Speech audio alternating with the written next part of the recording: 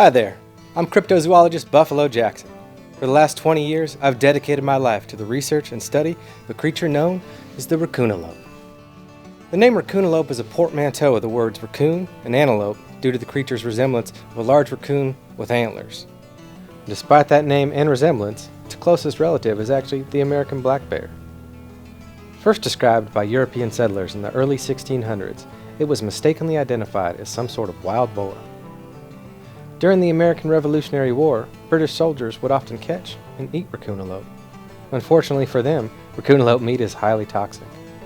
American soldiers didn't have this issue as their diet consisted mainly of various types of corn. Sadly, in 1963, the last raccoonalope died in captivity, and the raccoonalope was declared officially extinct. That was until 3 years ago when I, on a routine expedition, discovered purely by chance that deep in the forests of Pennsylvania, the raccoonalope was alive and well.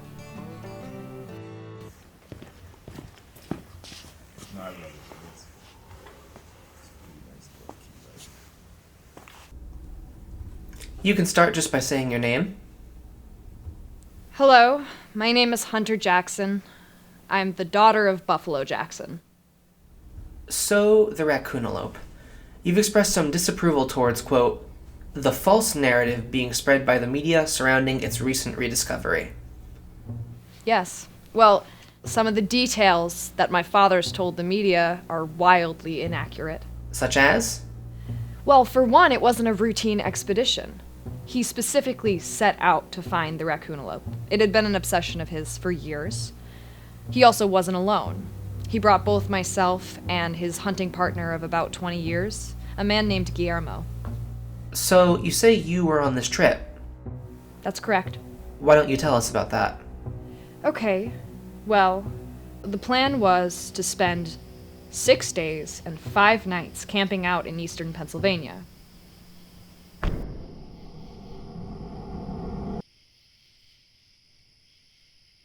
How you holding up over there, kiddo? I'm cold. Figures. It is unseasonably cold, which is good for us. Means the animals will be less rowdy. Yeah. You seem upset. I mean, being out here in the freezing cold, looking for a mythical raccoon creature isn't necessarily my definition of fun. Raccoonalope. What? It's called a raccoonalope.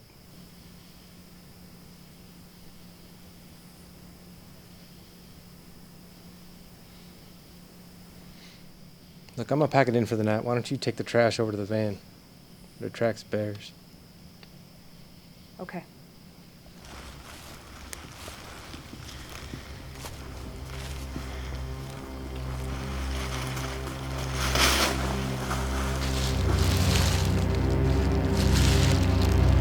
Dad? Huh? Don't you think that's weird? What? It's just tracks. Raccoon tracks. At this time of year, shouldn't most raccoons be in torpor? Torpor? Like hibernation. Oh, yeah. Yeah, I knew that. I mean, maybe No, you'll know raccoonalope tracks when you see them. They're huge. Twice as big as a normal raccoon, not these. But trust me on this one. This is not what we're looking for. Now, come on. It's getting late. Guillermo's waiting on us back at camp. Put that trash in the van and get some shut-eye.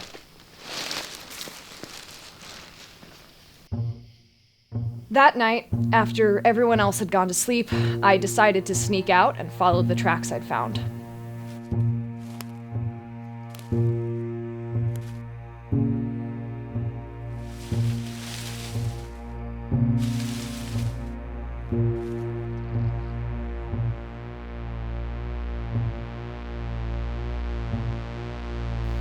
Hunter! What are you doing? Shh! Dad!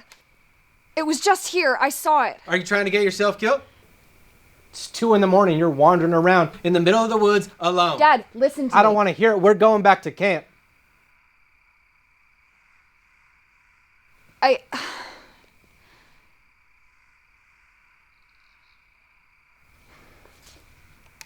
Okay.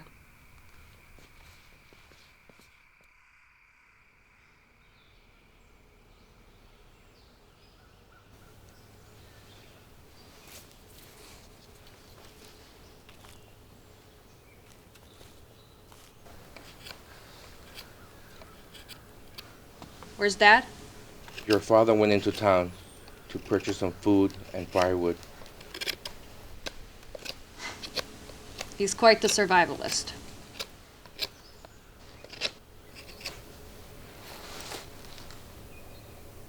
Your father, he's not a bad guy. He's just a very focused man. When he puts his mind to something, it's like everything else in the world stops existing. I know. Trust me, I know. I just wish he'd listen to me sometimes. He treats me like I'm an idiot. Perhaps you are. What? Perhaps you are an idiot. Perhaps you aren't. It really doesn't matter. If he thinks you're an idiot, then he thinks you're an idiot. It doesn't mean you are. It doesn't mean you aren't. It's just one man's opinion. And sometimes a man's opinion just is what it is. For what it's worth, I don't think you're an idiot. And I don't think your father does either. He can just be a lot sometimes.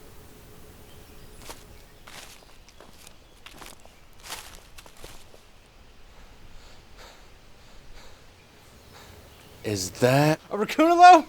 Yup! how? What happened to it?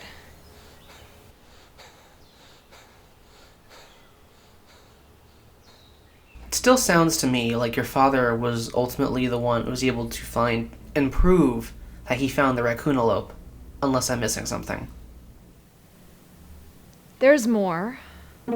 My dad explained everything. It turns out he wasn't in town buying firewood. That was just a cover, so he could sneak off and follow the tracks that I found.